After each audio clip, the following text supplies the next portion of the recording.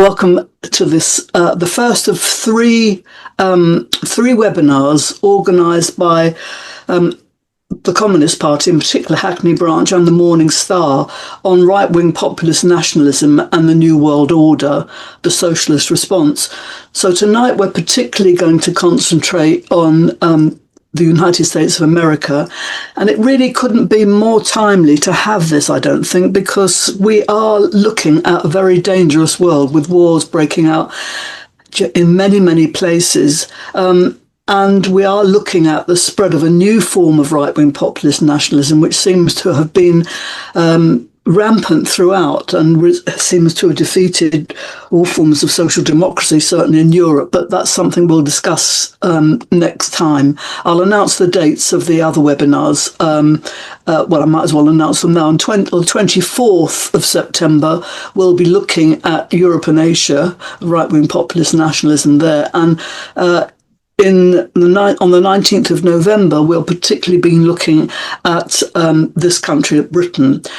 I think there are probably people here from different continents. I'm sure there are many from the United States and possibly from elsewhere. I don't really know where people have come from, but this is an international event. And so you're very, very welcome indeed. And I hope we can all get something positive from this. I'm sure we will, actually. And we have to start this discussion. For socialists, it's absolutely vital, and we have to work out some kind of strategy which takes into account this changing world. So tonight there will just be a Q&A, and I know that our speakers will be happy to answer questions. And I'm really, really delighted to introduce our speakers. I'm going to introduce them both now, and I'll ask Vijay to speak first. Vijay Prashad is the Executive Director of the Tricontinental Institute for Social Research. He's the editor of Left Word Books. He's the chief correspondent at Globetrotter and a senior non-resident fellow at in China at the, I can't pronounce it, but the Institute of Financial Studies. Well, you're correctly Vijay. But anyway, I don't know how he does all that he does. And I don't even know where he's speaking from today, because he's a globetrotter. And I was going to say, mention some of the books he's written, but there's just too many. He seems to write a book a year. I can't believe that he can do that. And they're all actually really good. I haven't read them all, Vijay, I'll be absolutely honest, but the ones I have are terrific. So I'm really, really pleased you're here. And I'm really pleased that Joe is here as well. I'm going to introduce Joe properly, actually, before he speaks. I think that's the best thing. So over to you, Vijay. It's wonderful that you're here, and thanks very much. It's great to be with you, Mary. It's great to be with the Communist Party. And I've said it many times, that the Marx Memorial Library is my home in London. And I wish we were all there today and having the event from there, broadcasting from there, but we're not. You are in London, Joe is in New York, and I'm in my office in Santiago in Chile, where I live and where I work from, not far away from La Moneda, the presidential palace where the coup d'etat against Salvador Allende took place in 1973 on the 11th of September. You're right. This is a very important topic that you've put on the table. And it's a topic that requires a great deal of attention, but also precision. Some years ago, almost 100 years ago, Palmiro Togliatti, who was the one of the leaders of the Communist Party of Italy, and wrote and gave a series of lectures in Moscow to Communist Party of Italy cadre who were in the Soviet Union during the fascist period. He said something very important and interesting, and I would like to actually start by reading out what he said. He said that a mechanical approach to what is fascism is not useful. He was critical, and this is Togliatti, of the habit of employing the term fascist in such broad terms that encompass the most diverse forms of reactionary movements of the bourgeoisie. In other words, all kinds of reactionary movements should not be called fascist. Fascist must be used quite particularly towards something, very straightforward. And I'll get to that in a minute. The term populist is also used in that way now. It's used almost generically. If fascist is used in a moral way, you're a fascist, etc. Populist is used in a generic way, sometimes by liberal, or neoliberals to associate the left and the right together. So they use phrases like right-wing populist and left-wing populist and suggest that there's something disreputable about right-wing and left-wing populists, as if these are very much the same thing. Populist has also lost its core meaning, and I think it's worth coming back to consider some of these terms. In my opinion, I would like to first proceed historically and give a sense of where some of these new formations have come from, rather than start to define them without a sense of their actual movement of history. As Marx and Engels taught us, we are actually historical materialists who seek to approximate the actual movement of history and build our strategy as communists based on our understanding of the actual movement of history, not based on the concept itself. The concept must be rooted in the actual movement of history. So I'm going to start there. I'm going to give my own sense of where I feel the actual movement of history has produced these formations, and then come back and give some provisional thoughts on terminology, if that's okay. I think as a proposition, I would like to say straight up front that, in my opinion, I don't believe that the era of so-called neoliberalism has ended. In fact, it's a little bit like when the king dies. The king is dead, long live the king. Neoliberalism is dead, long live neoliberalism. And this is what I mean by that. And again, this is the historical part. When the Soviet Union collapsed, the so-called liberal democracies in the Western countries, led by the United States, took it upon themselves to believe that they were the rulers of the world. And at the time, they fashioned two basic processes to guide themselves. One was globalization, where they basically felt, look, we're just going to outsource production to the rest of the world, where they felt things were cheaper, outsource technology, outsource everything, and hope that control over patents and intellectual property would allow them to absorb the surplus from that outsourcing. And that was what they called globalization.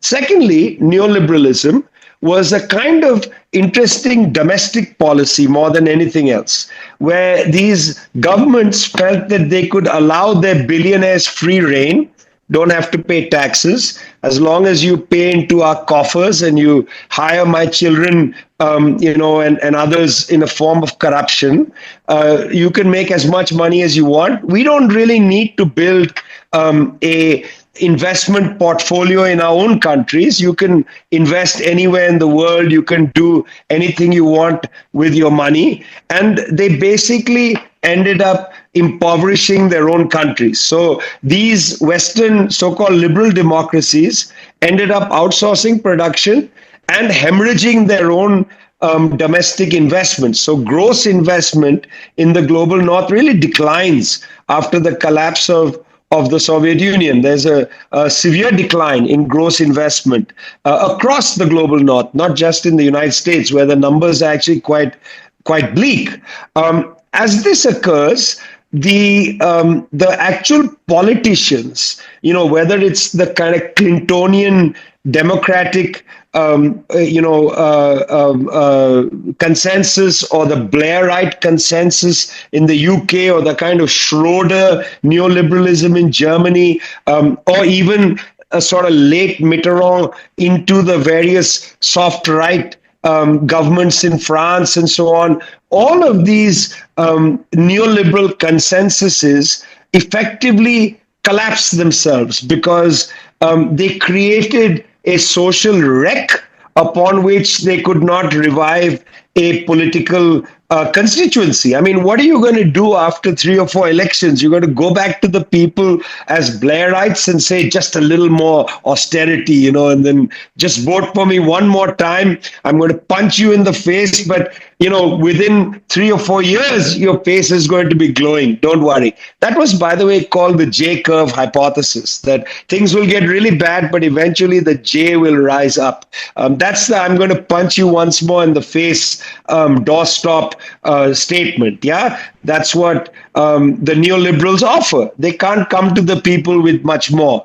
They can't say we're going to improve the railway. They can come and say we're going to privatize it. It's going to be great. But people after 5-10 years are going to say you privatized it already. It's become terrible. I mean, why should we vote for you? So we saw a hemorrhaging of this neoliberal consensus, the Blairite, Clintonite kind of consensus. And the bourgeoisie went, in a sense, into a tailspin.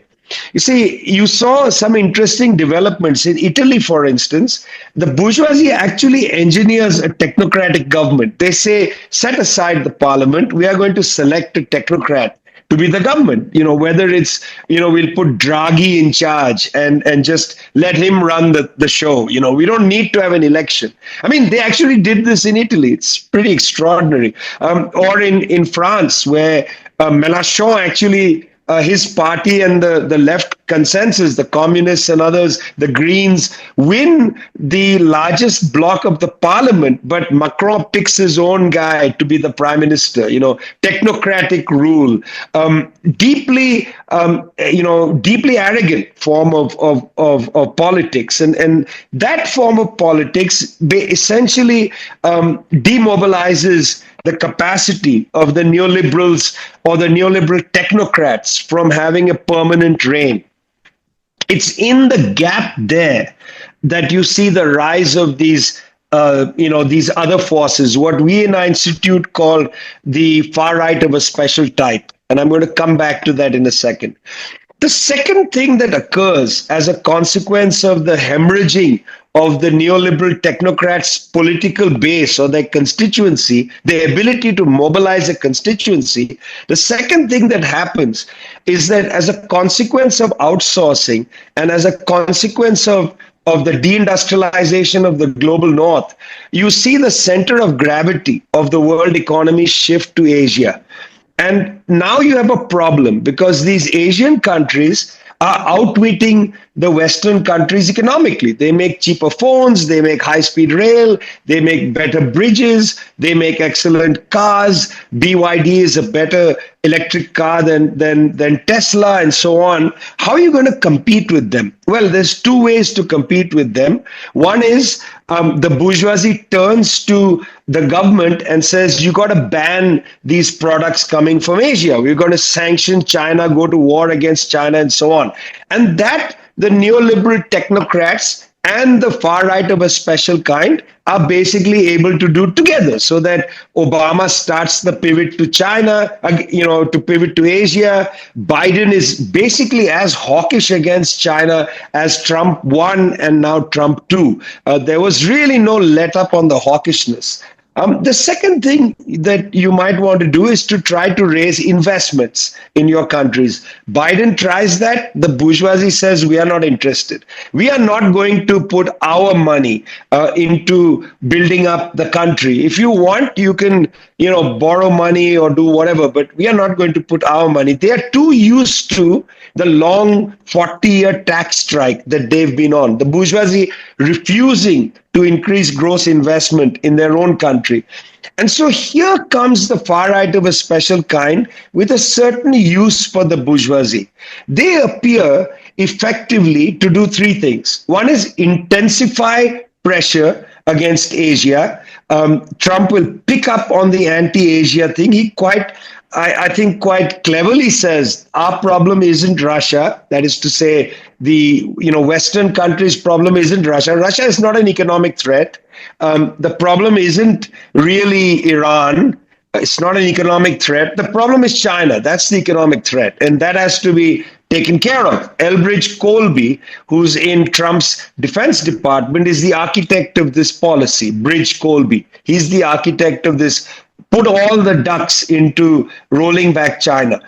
So the first thing is they're going to intensify the new Cold War in China. That's what the far right of a special kind is good for. And you see that across Europe.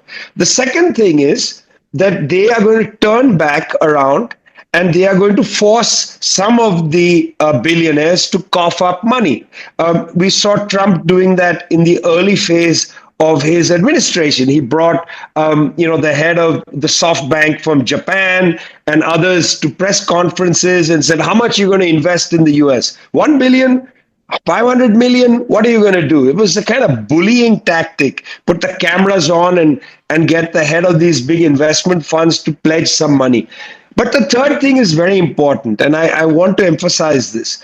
You see, classical fascism emerges to beat back, the workers in the Ruhr Valley in Germany and the agricultural unions in the Po Valley in Italy. I mean, classical fascism emerges actually as an antidote to the spread of Bolshevism, to the spread of communism.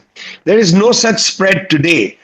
This new far right of a special kind, in our opinion, in our institute's opinion, emerges to smash the working class, the precarious working class hard, in order to see if you can create the basis to compete against the Chinese and others by not necessarily driving up the gross investment, but by increasing the rate of exploitation of workers. We see this in the kind of belligerence of these far-right governments against their own trade union movements and so on. I mean, how are you going to produce better quality trains in the United Kingdom or in France unless you get investments in and you get your workers to intensify the rate of exploitation? You can't compete with an Asian country right now unless you do that. And that's what they are prepared to do. They are prepared to basically annul all the labor laws and put more pressure on workers to increase the rate of exploitation. So my understanding is that, in fact, it's wrong to term these groups necessarily fascist groups, because these groups are not interested in overturning the liberal constitution. By the way, just to be quite plain in what I'm saying, in most of these Western countries, the liberal constitutions have already been set aside in the name of the war on terror. You don't really need a fascist to set it aside, okay? Labour government in Britain is as happy sending the police to crack heads as any of these far right of a special kind governments. I mean, you really don't need Trump to come in and support the genocide against the Palestinians. That was precisely what the Democrats were doing in the previous administration. So there is no need to annul or to set aside the liberal constitution, because the liberal constitution has already been set aside. It is now basically an anti-terrorist constitution. So you don't really need classical fascists to appear. There may be some classical fascists in the far right of a special kind coalition, but they are not the real threat. Let's take Togliatti's advice seriously and look precisely at what these people are doing, rather than, put the flag of danger up, get everybody to read Sinclair Lewis or George Orwell and get their pants scared off. We don't want that. We want precision, and we want to fight them precisely, not be scared and sit at home on our hands. That's not the interest. So I don't know if the term fascist is actually accurate to describe these people. Secondly, populist is totally inaccurate. They are not populists. I mean, just because they have created a mass constituency doesn't make them populist. These are racist, anti-immigrant, patriarchal, because they are completely pro-natalist. They want the so-called right kind of women to have more babies. That's what J.D. Vance and Elon Musk, and I think even Nigel Farage talks about. They don't want immigrants coming in to so-called replace whites in their society. They want white women to have more babies. By the way, just to put it on the record, what Trump wants to do in preventing birthright citizenship, just to remind people in the UK, what Trump wants to do in banning birthright citizenship, Margaret Thatcher did 40 years ago. Margaret Thatcher has already banned birthright citizenship. So let's be quite precise about what we're talking about. In Britain, it is the law, and this is a neonatalist patriarchal approach that you don't want the wrong kind of children born in your society. You want the right kind. I mean, these people are wretched, but they are not populists. They have built a mass constituency, but there is nothing in their agenda that is going to solve the problems of people's lives. Because I would like to reserve the concept populist for forces that create mass constituencies that actually aim to solve people's problems. This is a wrong. We should not surrender the term populist to the right like this. This is a far right of a special type. Why special type? Because it is emerged in the context of a declined industrial and even high-tech base in Western countries, which are now finding it impossible to revive their economies against massive growth rates in Asia. And this far right of a special kind has appeared not to prevent Bolshevism or the left, but to discipline workers in a very unique way, because that's exactly what they're going to do, annul labor laws and so on. There is a fatal intimacy between liberalism and the far right of a special kind. Fatal intimacy. Don't mistake their fatal intimacy. There is a lot there that they have in common. On the other hand, this is a very dangerous force, not only because of what it seeks to do in its own societies. It's a very dangerous force because a decadent, dangerous bourgeoisie in the West has decided to throw its eggs in with the far right of a special type and would be quite content with starting a fatal war against China in order to maintain their hegemony over the world. This is a very dangerous and decadent bourgeoisie. I am not trying to minimize their danger. I just want to try to be as precise as possible. So, Mary, thanks a lot for having me. I'm looking forward to Joe's presentation and then to the questions. Thanks a lot. Thank you very much indeed, Vijay. As always, very stimulating and thought-provoking. And can I remind people that they can put their questions in the chat. There's a Q&A button with a question mark on it. So don't forget to do that, unless you're just don't need to ask any questions because it's all so clear. That's also a possibility. Our next speaker, I'm absolutely delighted to welcome Joe Sims, who is the national co-chair person of the Communist Party of the United States of America.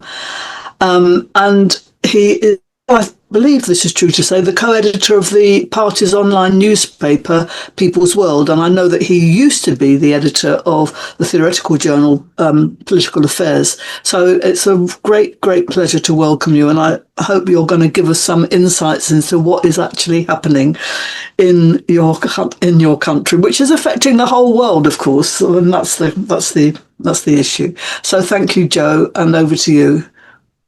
Thank you very much, Mary, and thank you for inviting us to participate in this conversation. And I got to say, I'm very happy to be able to share a platform with my old friend and comrade Vijay, who I've known for a very long time.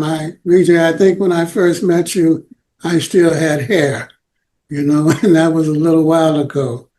But I think this is the first time that we shared the same speaking space, and I'm looking forward to having an exchange of views on this thing called populism.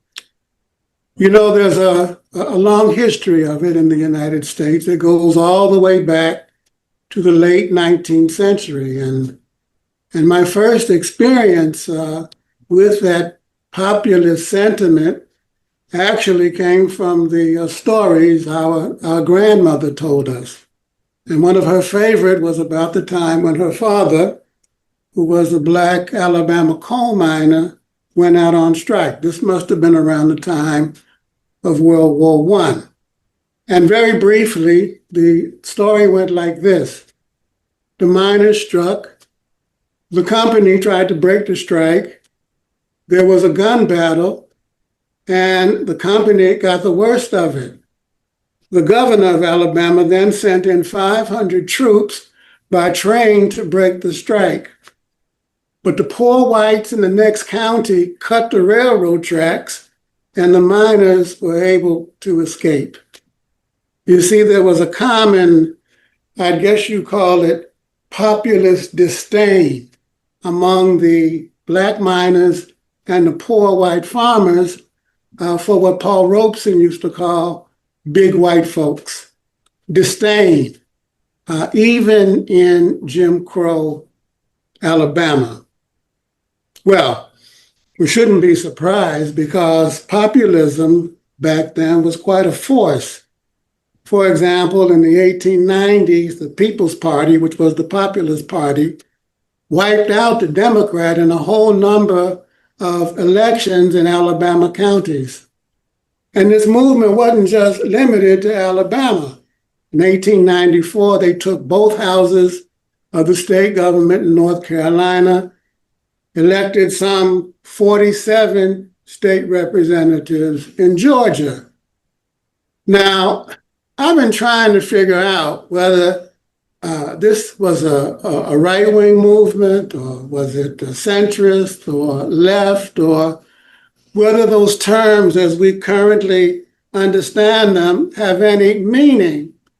They got their start among farmers in Texas. They formed alliances with labor. They even tried to get Eugene Debs to be their presidential standard bearer in 1892.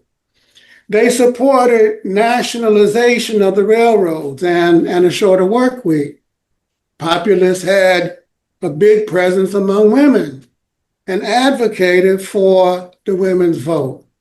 And that was pretty doggone good, for a movement back then. You know what I mean?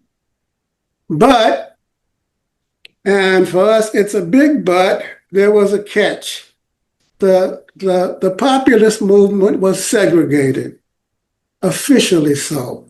The People's Party even ran segregated public schools. So was it left? Was it right? Was it centrist? Was it some mixed bag? What? It's an important question because segregation proved to play a huge role in its undoing. Back then, the populist movement made major gains in every single southern state with the exception of Mississippi. And in every single state after those victories, the Democratic Party, which was the party of white supremacy, rallied to defeat them and made sure they stayed defeated by imposing Jim Crow laws like poll taxes, like grandfather clauses, like literacy tests. And by the turn of the century, 1905, 1910, most Black folk in the South and many whites couldn't vote. And that remained true until the Civil Rights Movement compelled the passing of the Voting Rights Act in 1963. And racism, as we all know very well, remained a major factor in many social movements in the United States of the last century. It infected the Socialist Party of Eugene Debs, which was also segregated. Nationalist reactions to racism helped spark the Marcus Garvey Back to Africa movement, which had populist features. And it was a major presence in Huey Long's populist governorship of Louisiana in the 1930s. Racism, along with anti-Semitism, was a central feature of a very popular 1930s radio personality by the name of Father Coughlin. Coughlin, the Catholic priest, supported nationalization of industries. He supported labor rights. Dude even founded an organization called the National Union of Social Justice, all the while claiming that Jewish bankers caused the Depression and that the Nazis were justified in the pogroms following Kristallnacht. So was it left? Was it right? Was it centrist? And what criteria do we use for making such a determination? While you're thinking about that, consider that populist electoral insurgencies appeared in various iterations for the rest of the century, like in Barry Goldwater's run for the presidency, Goldwater supported by the John Birch Society, arch segregationist George Wallace's similar bid, 68, which won him 13% of the popular vote, 5 southern states. And then there was Ross Perot's independent candidacy in 1992. Now, Mr. Perot prefigures Trump in many ways, including America First-like rhetoric, opposition to NAFTA, which of course we oppose as well, and calls to clear out the barn in DC. Trump says clear out the swamp. For Perot, it was a barn. He took 19% of the popular vote. Now, Mary, you might ask, what has this to do with what's called 21st century right-wing populism in the United States? And I would answer, everything. You see, today's MAGA movement has its roots in a severe swing to the right in the Republican Party in the 1970s and 1980s. This shift is associated in the popular imagination with the Republican Southern strategy, the rise of the moral majority, and its opposition to abortion. But that's only partly true. Its actual birth, if you'll pardon my use of the word birth, was prompted not by abortion, but by a federal decision to end tax-exempt status to segregated Christian schools in the South. Those schools arose in response to the outlawing of segregated public education by the Supreme Court in 1954, Brown versus the Board of Education. What is today called the religious right, therefore, started as a movement to maintain white supremacy in the South to prevent Black students from meeting white students at school, marrying, and God forbid, having little Black babies. Opposition to abortion came later. You see, it was tactically challenging to develop mass public support for maintaining Jim Crow after the civil rights movement's successes. For saving the unborn from quote unquote mass murder, that was another thing entirely. And so the Protestant right formed an alliance with Catholics of many persuasions, and the Christian right was born. And by the way, before I forget it, all of this occurred at the behest of the Chamber of Commerce and the National Committee of the Republican Party. Now, tax exemption and abortion were only two of the major issues that helped fuel the anger and resentment that helped form the coalition that makes up today's Republican Party. We also have to stress the collapse of basic industry in the Midwest in the 70s and 80s, eliminated hundreds of thousands of jobs. Then there was the farm crisis around the same time, in which thousands of family farms went bankrupt because of high interest rates, gobbled up by agribusiness. Then there was NAFTA and other trade agreements, and we can't forget the complicity of the neoliberal policy engineered by the Republican Party, exercised with a vengeance by the Democrats, and all of the above. And added to that was the financial crisis of 2007, 2008, Great Recession, that almost brought down the world economy as a result of speculation on subprime loans to Black and Latino families, And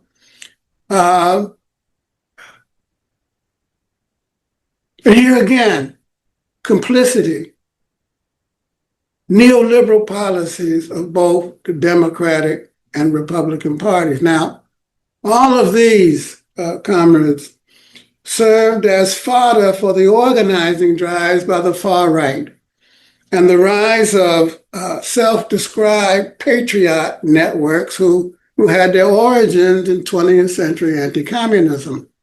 And many of them responded by forming armed militias. Their professed goals were to dismantle almost all aspects of government regulation of the economy, such as minimum wage, environmental regulations, health and safety for workers, as well as civil rights guarantees for historically oppressed groups, Black, Latino women, so on and so forth. And so we're talking about, with these militias, the 3%ers, the sovereign citizens, the constitutional sheriffs, and peace officers associations. You know, there were some 200 militia units by the mid-1990s, with some 60,000 active participants at its peak. According to the experts, the broad patriot movement influenced as many as 5 million in this country. Last year, it's reported that there were some 1,300 active hate and anti-government extremist groups in the United States, among them Proud Boys, the Oath Keepers, and so on and so forth. Maybe you encountered them 4 or 5 years ago when Trump sent them to the Capitol on January, the 6th of 2021. It's reported that these groups intermingled with and formed working relationships with other right-wing movements, in the first place, the Tea Party. In fact, by 2015, the Tea Party grassroots was heavily populated by organized white supremacists. Donald Trump's bid for the presidency around the same time served as a vehicle for these first forces, who merged then into the MAGA coalition. Witness, for example, the rise of Steve Bannon, who helped form both the Tea Party and now the infamous alt-right. Bannon, as you know, went on to become Trump's campaign manager and then served in his administration until he had a little falling out with Mr. Mann himself, dismissed, after which he was later rehabilitated and now plays a supportive ideological and organizational role with his War Room podcast, established during the pandemic, which helped Trump and company dust themselves off, regroup after their defeat in 2020. And that's a story that needs to be told, including the marshaling of support from the tech right, from figures like Peter Thiel, Elon Musk, the organization of Project 2025, role of the Heritage Foundation, a right-wing think tank, and the deepening of support from sections of the labor movement, mainly craft workers, Teamsters, so on and so forth. But today, I want to touch on the part played by the religious right, the Heritage Foundation, and the figure of Paul Weyrich. Weyrich was a co-founder of the Heritage Foundation. He, along with Jerry Falwell, were the ones who mobilized the Christian right on the tax-exempt status for segregated schools.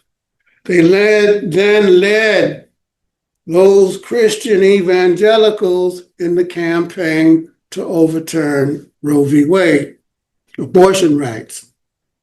Now, during this effort, and it's important to take note of two significant developments.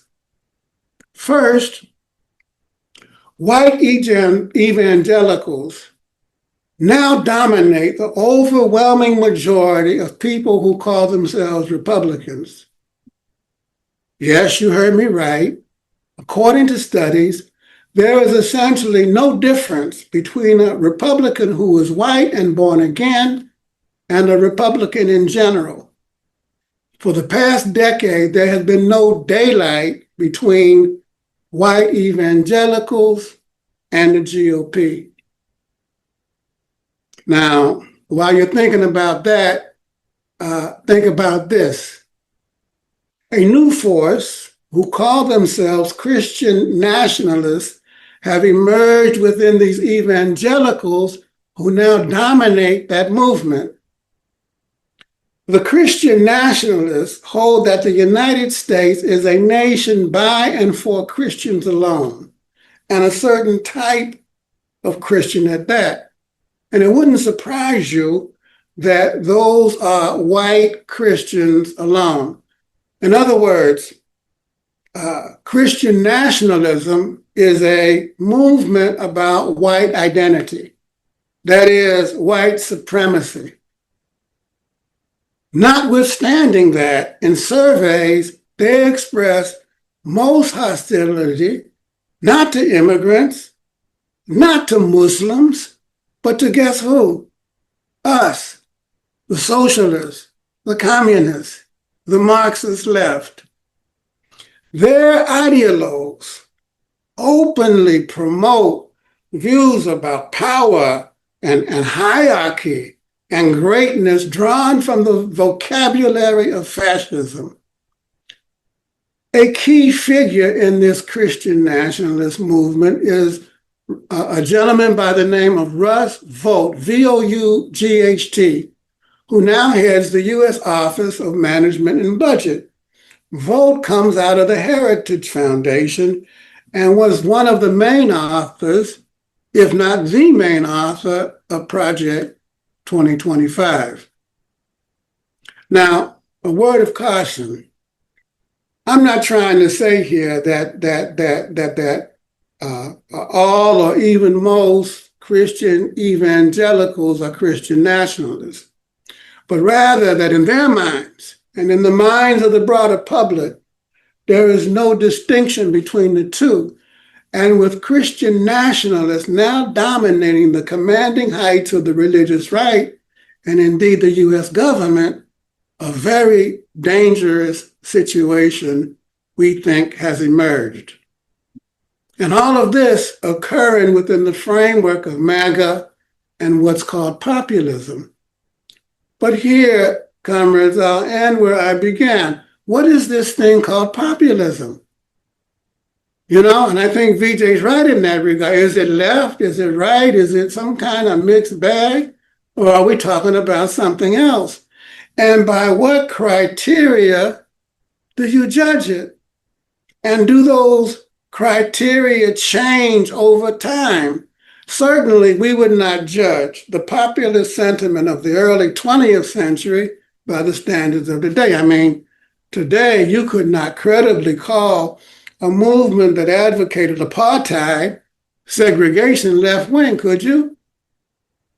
In fact, today, any movement that represented itself as left but promulgates nationalist politics, particularly in the developed capitalist countries, and there are some, we'd say we're guilty of some kind of red-brown abomination, wouldn't we?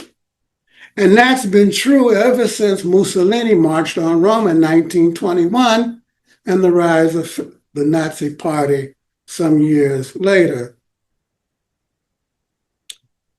We'd say that in the United States today, there is indeed a fascist danger, that it reveals itself in the growing lawlessness of the Trump administration in pursuit of its Project 2025 objectives, a platform whose architects are Christian nationalists flirting with, if not openly embracing, fascist ideas, white supremacy, eugenics, social engineering. And then there's the influence of the tech right, Thiel, Musk, and others who harbor such notions and have the bank accounts, the capital to try to make it happen.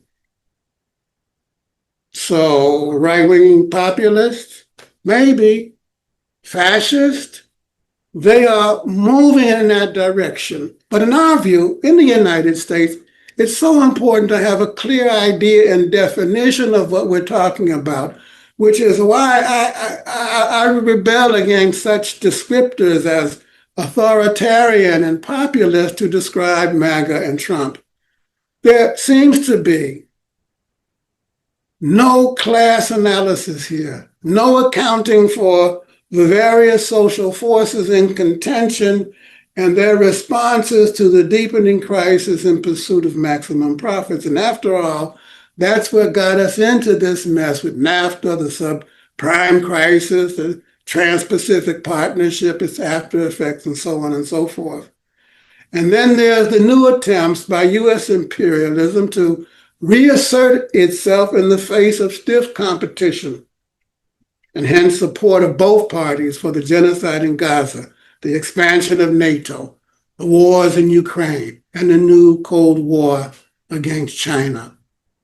So, the New World Order, Mary? Well, it's clear that notwithstanding a consensus in the ruling class that reflects itself in a consensus in the two major parties on some issues, there's not an agreement on others. It's also clear that with Trump and MAGA, there's a new aggressiveness in sections of the US ruling class with all the talk about making Canada the 51st state, seizing Greenland, taking over the Panama Canal, and so on and so forth. The Trumpsters clearly have very different views than the neoconservatives and the democratic liberals on NATO, on Russia, on the international order established after World War II. But whether these differences will be mitigated remains to be seen.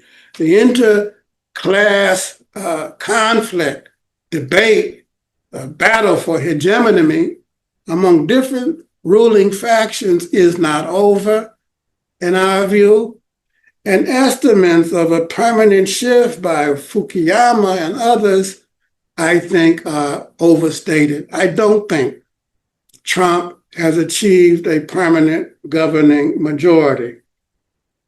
And therefore, the shape of things to come depend in large measure on the outcome of the current domestic struggles over the implementation of the Trump agenda and immigration in the first place.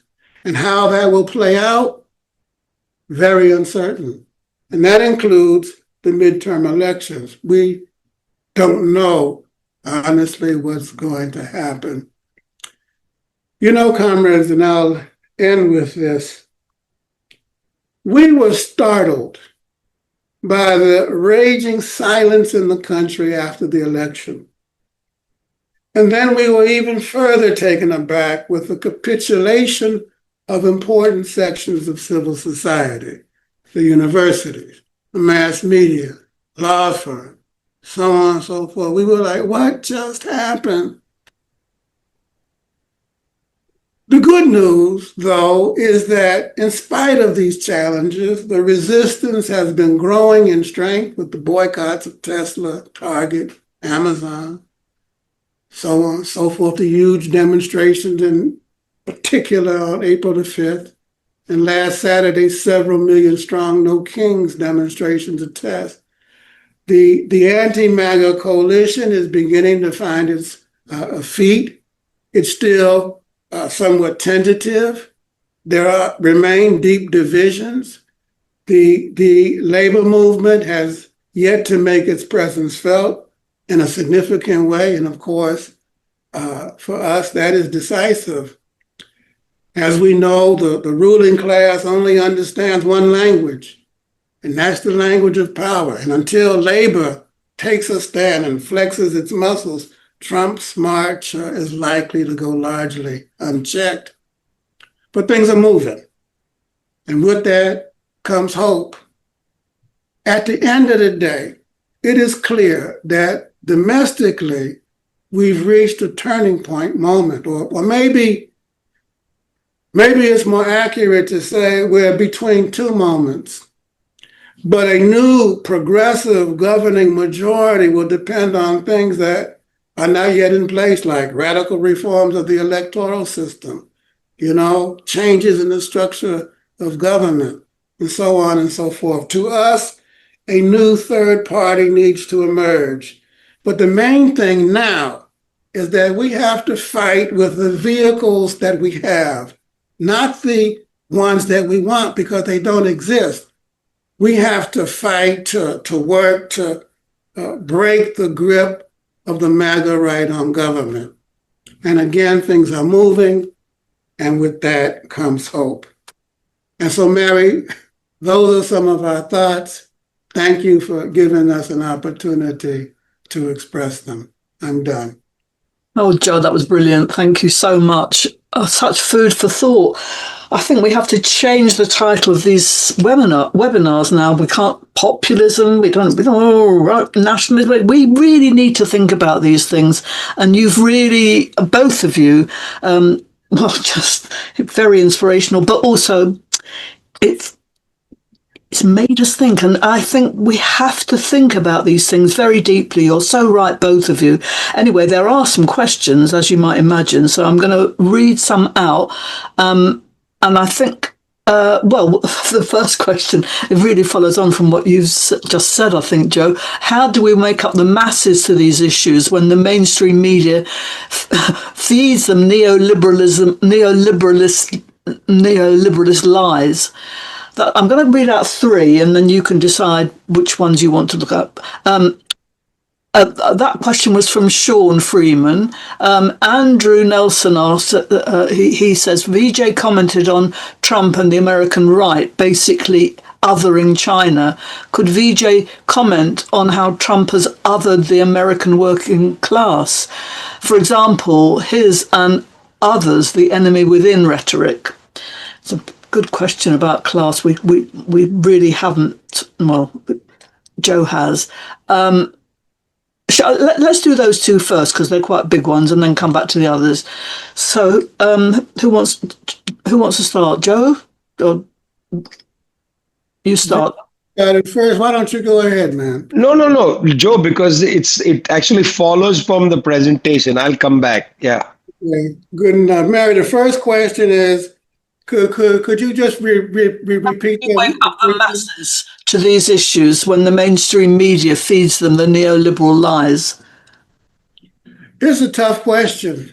I mean, and it is a question that is complicated by the rise of social media and the impact of algorithms and the various silos of information that different groups and different constituencies see, so that if you're on the right, all you see is right-wing propaganda, and if you're in the center, that you see that, and on the left, the same way, and so forth. And there has been this ideological war on reality and the putting forward of alternate facts and alternate visions and a rejection of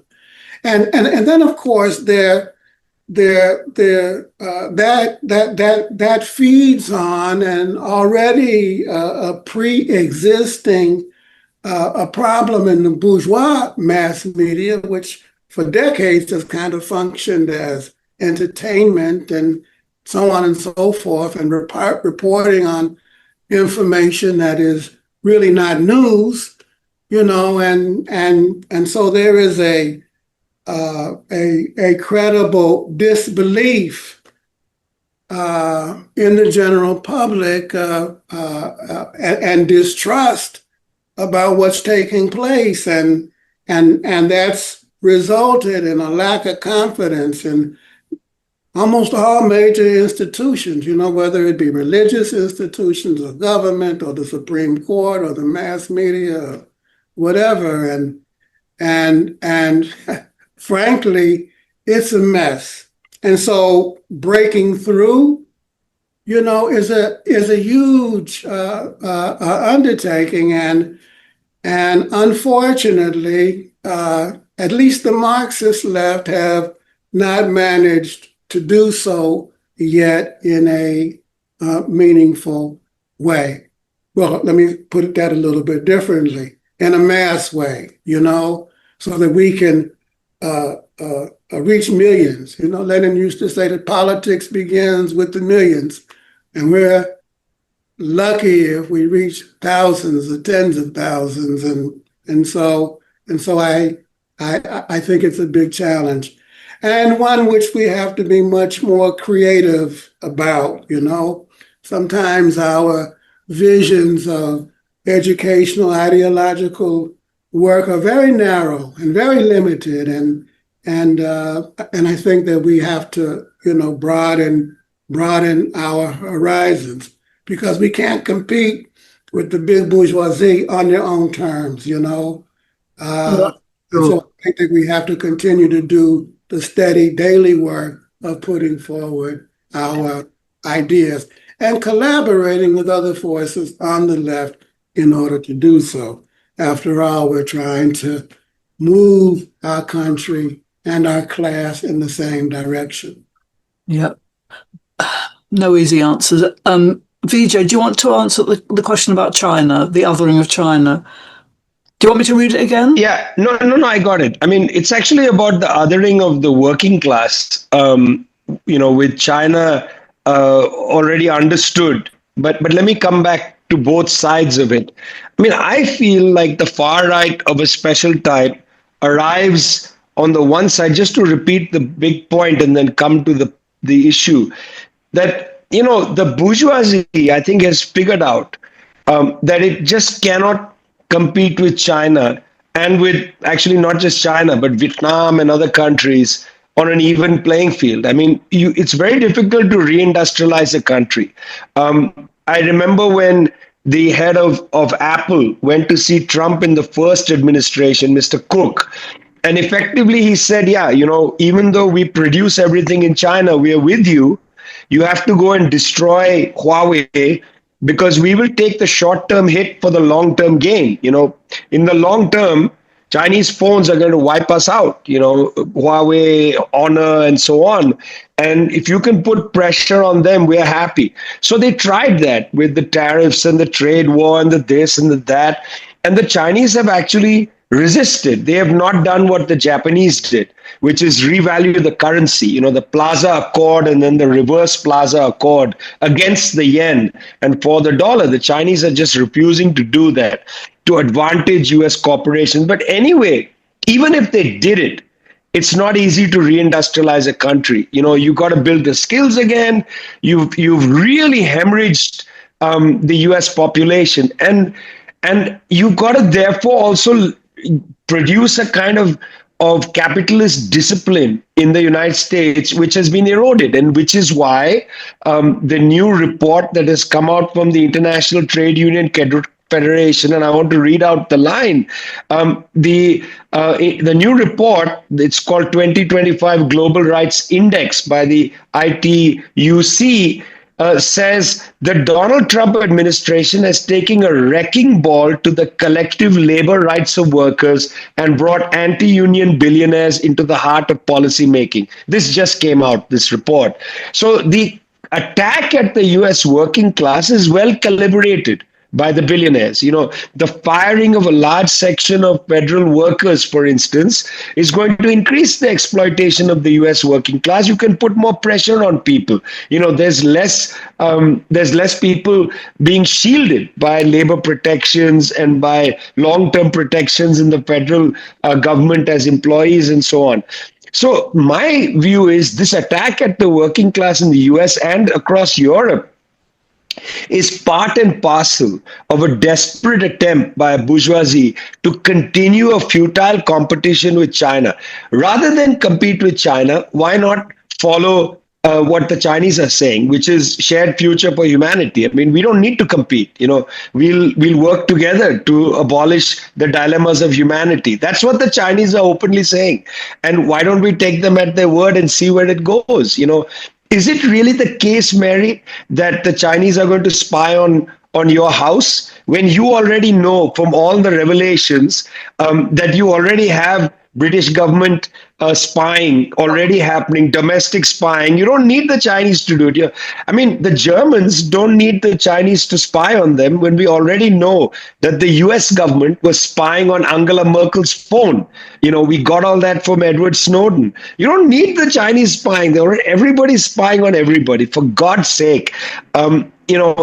This crackdown on labor rights is in what they call in the United States a Hail Mary. I'm not hailing you, Mary. This is the Hail Mary pass in football. It's a last ditch effort to try to, in a sense, lift up some form of productivity in the US. It's not going to happen. It's going to take time. You can't get rid of foreign workers and foreign students in your universities in the United States and expect somehow to find substitutions amongst kids who are coming from substandard schools that have not been funded for a generation. It's not going to happen. This is a dream. It's a dream. Okay, two more questions. One is from Charlie Weinberg, who asks whether you think socialists have a clear shared method for overcoming racism, sexism, and anti-Semitism, and that these are the issues that continue to split the movement today. That's a general question. Both of you, I'd like to hear from, if you wouldn't mind. And there's a specific question for Vijay, which so how does this is from Mike Nolan, who asks. How resistance against the far right of a special kind, your term, differ from resistance against fascism, and how do the differences between these two types impact our approach as communists? Two good questions, I think. So the one on how we overcome racism, sexism, and anti-Semitism, the issues which split the movement. I'm sure you've both got views on that. Well, why don't we start with Joe again so that we alternate? I think that's probably better. Okay, Joe. Thank you, Comrade Vijay. Nominated you. So. The question is, do socialists have a shared method in combating racism and sexism, if I understood it correctly, Mary? It's more to say, I think the question is more about whether you think that socialists have got a clear and shared method for overcoming racism, sexism, and anti-Semitism. Do we think that we have? I don't think so, no. I think that we need to develop such shared methods. And I think that the reason is that we don't have a common understanding of their source and the way that they're used and so on and so forth. And I think that kind of emerges out of the history that I tried to develop in my presentation. I think that there's a section of the left in the United States that doesn't appreciate the central necessity of combating racism and sexism and homophobia and all of its manifestations, and who identify addressing those issues as identity politics, and as a result, resist placing the struggle against them at the forefront of their platforms and in the associations and movements that they work in.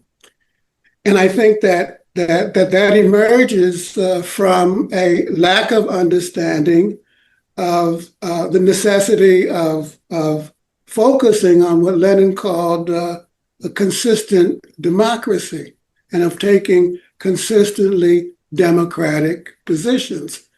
And that was a problem in the Socialist Party. We said way back when, Deb said, we have nothing special to offer the Negro. You know, Socialist Party said, yeah, racism is a problem, but we'll address it when socialism comes. And one of the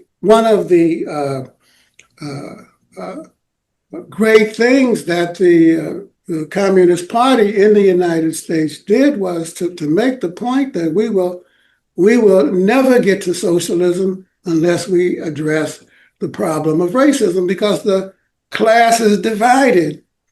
And the same thing is true with respect to the struggle for women's rights and the struggle for LGBTQ rights and so on and so forth. And here again, our party did not have the best record in that regard. And so I think that understanding the relationship between the class struggle and the struggle for democracy is a very and their interlinking and their mutual relationships is a very, very important thing, and it continues to plague the social movements in our country. And so, for example, one of the big challenges that we have to address now in this fight against MAGA and Trump is that there is a feeling in the African American community that the white left and liberals did not come out in the election last year to support the Democratic nominee. And so therefore, some are arguing that we're not going to come out and support the protest against MAGA and Trump. And in the big demonstrations that took place on April the 4th, and that was to some degree repeated, at least they were repeated in New York last Saturday, there was a virtual absence of African Americans in those protests, you see? So it's a very, very big problem, which is not to say that Black folk aren't anti-Trump and anti-MAGA. We are, in our overwhelming majority. So I think that we have to continue to work, to push, to insist that the democratic struggles of women, of gay people, Black folk, Latino, Asians, Americans, has to be part of the agenda and not an afterthought, and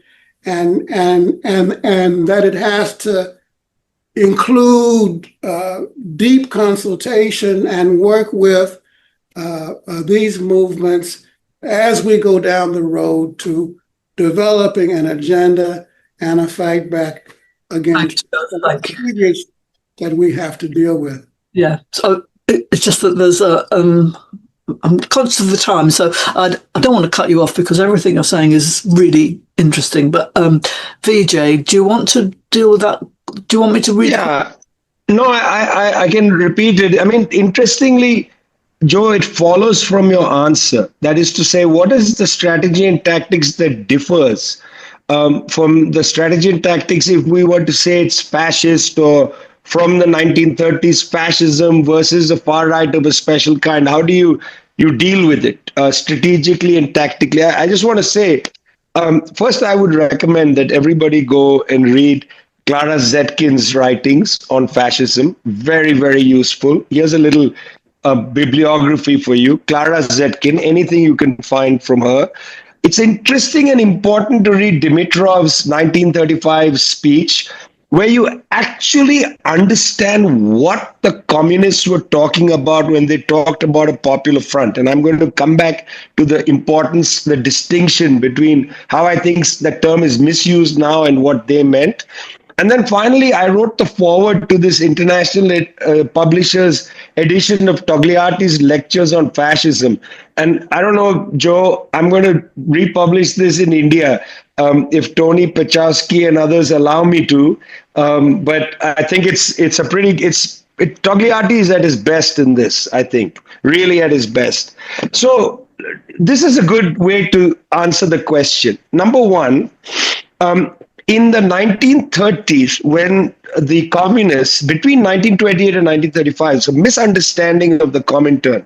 The social fascism thesis never meant don't fight the fascists.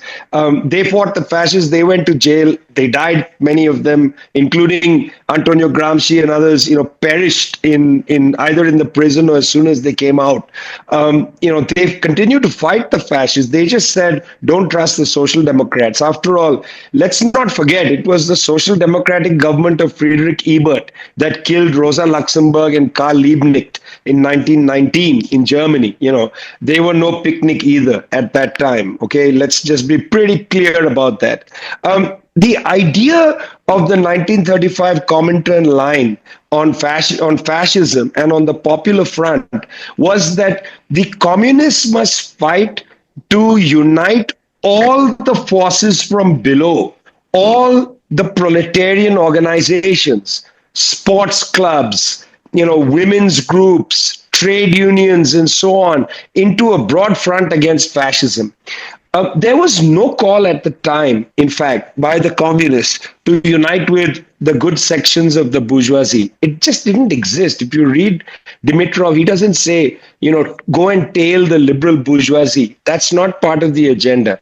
It was to build a popular front from below.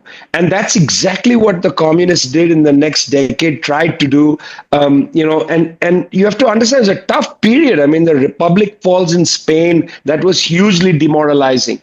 And the rise of Nazism, not only in Germany, it's a wrong thing, across Europe, including in the UK, had a deleterious effect on the working class and started to split and shatter working class unity. And that's what the left was trying to build in 35. You can have a debate and say, hey, listen, you should have started doing this in 1922 or maybe even earlier. Okay, that's fine. That point taken.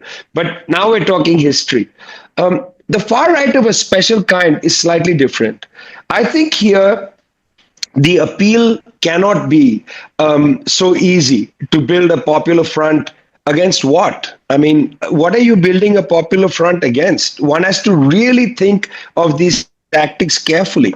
What is the problem here? Is it a popular front against the menace of the far right alone, or is it a popular front against the complete destruction of working class lives and of nature? Is it the broadest popular front against a bourgeoisie that has corrupted our culture?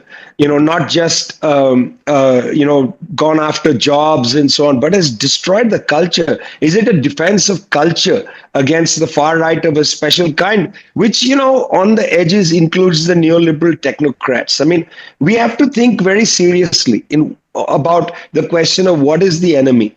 I don't think personally that in most countries in the global north, the issue can be resolved by simply isolating the far right. I think there's a much broader problem. I mean, in the UK right now, is the problem Nigel Farage, or is it from Starmer to Farage? Is it the lot of them? I mean, I don't know. You'll devise your own tactics, you'll devise your own understanding, but strikes me that this is not the moment to say isolate Nigel Farage. I don't think that's going to help you. I don't think that's the way forward. So I think the far right of a special kind emerges out of the neoliberal consensus and deepens and continues it. There is no rupture from that consensus. So when you're tackling something like that, do you just tackle the child or do you go after the parent as well? I think that's why it's slightly different from classical fascism. In the context of classical fascism, I think the belief was, as Togliatti put it in the late 1930s after these lectures, is that, look, the left is simply not strong enough as the left itself to tackle the whole system. And besides, they were a victim of a CIA coup in the elections after World War II in Italy. And so they couldn't actually enforce the mandate that they might have got. But Togliatti writes at the time that, look, our situation is basically to push for deeper democracy. I don't think that's sufficient now. I think we have to be much stronger, even though our forces are weaker. That doesn't mean we have to be sectarian. I'm very much opposed to any form of sectarian politics. But I want to just repeat the metaphor. Do you go after the child alone? the far right of a special kind, or do you recall the parent onto the parapet and fire at them as well? And that's the whole neoliberal consensus.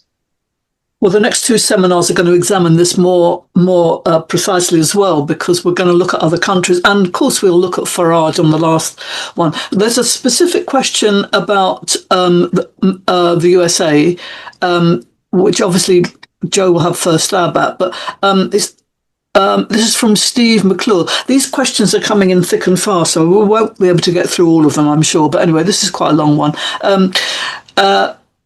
He says that the MAGA right in the USA is getting split over trade policy and also over the war with Iran. Across the entire political spectrum, Americans are opposed to intervention. Tucker Carlson and Steve Bannon come to mind in this regard. It appears to me that these divisions create opportunities, as does the lived experience of the MAGA base and the wholesale attack on what is left of the social contract, won in the struggles for the 1930s and beyond. Thoughts. So in other words, is the MAGA right being split over these issues? And I think maybe it does also, if I could just add something, I shouldn't really do this, but it's what is the class base of this movement? And can we see splits because of class interest? And so to you first then, Joe, and I'm sure you've got something to say as well, Vijay. It would be interesting. Well, I don't know how much of Bannon's or Tucker Carlson's positions or posturing, and how much of it is real, I'm not sure actually to what degree they each represent, what constituencies and what different interests in the ruling class. I know that Bannon, of course, has his background in Goldman Sachs and the investment houses on Wall Street, and that in the early days of Breitbart News and the early days of Trump, he had very close ties with the Mercer family, who made their money in speculative capital and in the financial markets and so on and so forth. Carlson, I don't know, actually. But, to the extent that their influence has an influence on broader sections of the MAGA movement, and there are different constituencies there. It's not just Christian fundamentalists. There, a lot of different.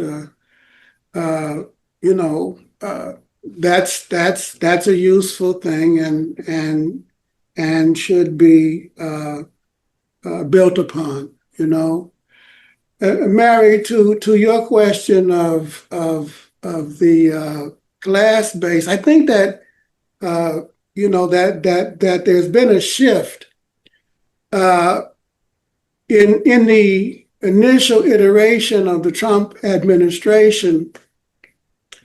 There was support from the military corporations, and there was support from oil, and not so much from Silicon Valley. That came later. In the second edition, though, I think Vijay's right. There were deals that were struck early on. Some of them, there's the support from, sections of oil and gas. There's a very extensive support in the how to say, strata that engineers, upper sections of the working class who are not unionized, and so on and so forth, that Perot, when he ran for office, initially had a very successful ability to bring them into the fold.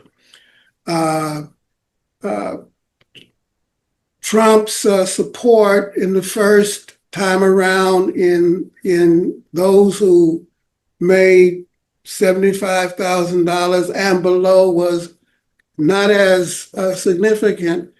However, this time around, that has shifted somewhat, and there's growing support in sections of the working class, which is one of the reasons why the trade union movement in this country has not come out in a big way against Trump, because in some of the industrial unions, in steel and auto, they have a significant following, some 40, 45, sometimes even 50%.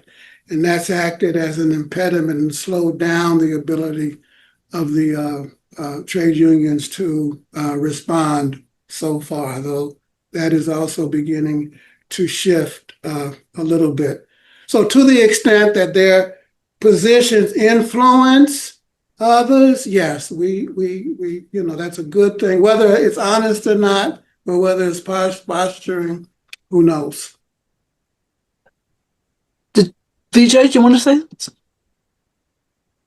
Yeah, I mean, look, I just think that sometimes we grasp at straws. Tucker Carlson just eviscerated Ted Cruz in a television, interview around Iran. He asked Ted Cruz, "What's the population of Iran?" Ted Cruz, senator, had no idea. Tucker Carlson said to him, "You don't know anything about the country you want to destroy." They went back and forth. This is now a hoo-ha. We should not grasp at these straws. They may differ on what to do regarding Iran. In fact, there are sections of the Trump administration that believe, in a realist way, that even if Iran has a nuclear weapon, it's not a big deal for the United States because Iran will never challenge the US. But there's another section that says it cannot get a nuclear weapon because this threatens Israel.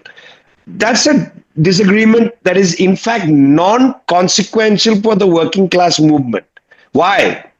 Because these people are united when it comes to the crackdown on democratic rights and the working class movement. They are differing about tactics of how to control the world. Do you think Tucker Carlson believes, for instance, that the United States should not be the most powerful country in the world? No, he agrees with that. Bannon agrees with that. They disagree on tactics. We are mistaking their tactical disagreements for major strategic rifts or even programmatic rifts in the world of the far right of a special kind. Even if they fall out with Mr. Trump, that is not essential. Mr. Trump is not. If you believe that Trump is the epitome of the far right of a special kind, you are falling into Mr. Trump's own delusions. There is a large coalition there. Trump believes he is the king, but he's not the king. He's, as the Monty Python says, he's just a naughty boy. There is a vast coalition out there. Yeah, they may have rifts and splits, but we should not grasp for straws. Don't think that they will collapse like an iceberg in climate change and save us from the menace of the far right of the special kind. There is no substitute to building a mass movement of workers and others to overturn this and to move us in the direction beyond not only neoliberalism, but dare I say, against capitalism. I mean, we need to be building a socialist alternative, not hoping that a liberal right-wing bourgeoisie is going to supplant a slightly more illiberal right-wing bourgeoisie, for God's sake. Oh, that's a very good point to end on, isn't it? And we've now got a new theoretical position to understand, the far right of a special kind. that's a Vijayism. But I think it's a very important point to make. Now we're coming to the end. We really are kind of at the end, actually, of this. There's are a lot of the points in the Q&A are just interesting points that people are making. I hope people will forgive me for not being able to. Well, we haven't got time to ask them all, but I think we've covered the range. I think this has been absolutely brilliant. I'm going to give you an opportunity, both of you, if you want to say a few final words. But first of all, I'm just going to say this, that there's 106 people who have attended this, and I think we've all got an awful lot out of it. And I really do think this was the absolute right kind of discussion to have at this particular moment in time, because the world is a very dangerous place at the moment. Everybody can agree on that. Whether we understand or whether we think we've got the precise definition of fascism, populism, nationalism, far right of a new kind, these are all it's essential that we, as Marxists, that we theorise. And I have to I think there are people from probably all over the world here. I do hope that most of you are thinking, if you're not a member of a Communist Party, to think about a Communist Party, to think about joining one. If you're not, you should be, because there's no other alternative at the moment as in terms of political organisations. And I'm bound to say that, I suppose, but this is a Communist Party event, and we will continue to do that because we're communists, we're Marxist, and we have to understand the world in order to change it. And this has been part of trying to understand the world. So I'm going to ask, before I say goodbye to everybody, is just ask if Vijay and Joe want to have one last word, but a very quick one, because we do have to finish soon. Vijay, would you like to go first this time, or would? But really, it's got to be quite quick, though. I'll go first, Joe. I mean, all I want to say is that, guys, comrades, you've got a tough road ahead. We have a NATO summit coming up in the world now. In our institute, we calculated that the global North countries spend around almost 80% of global military spending. China, 4%, Russia 10%, 80% by the global North countries. There is money in these countries to build civilian investments. There was an alternative defense review conducted by our comrades in the UK looking at the UK military budget. It is obscene. They are going to go up to 5% of GDP. It is obscene. You don't need 5%. We don't need to destroy the world. We need to build it. Please go back to building bridges and stop blowing them up. Thank you. Joe? Mary, comrades in the British Party, comrades from Morning Star, Vijay, thank you for this opportunity to have an exchange. I think we need to have more. We're not just dealing with a domestic right, we're dealing with an international right wing that is heavily financed, that is well organized, and we need a greater cooperation, exchanges of views, but even more importantly, action on the part of our various parties and movements in fighting the growing fascist threat. And whether or not you want to call it a far right of a special type, or a populist nationalist, or a fascist threat, seems to me that these may be various dimensions of a deepening and ongoing process. I think that, and I'll end with this, that, our policy since the time of Lenin has been to fight for working class leadership of the broad front against reaction.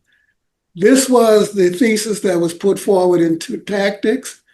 It was revived in the 20s prior to Lenin's birth. It was revived by Dimitrov at the Seventh World Congress. Our position has never been not to have alliances. The point has been always to even with other class forces, the point has always been to fight for working class leadership of those alliances.